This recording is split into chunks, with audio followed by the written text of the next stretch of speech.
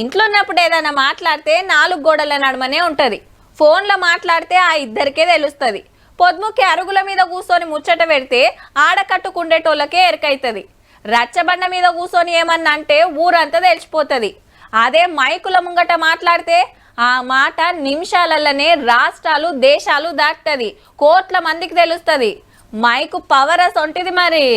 మొత్తానికైతే మంత్రి Surekha madam sorry చెప్పింది అక్కినేని ఫ్యామిలీకి.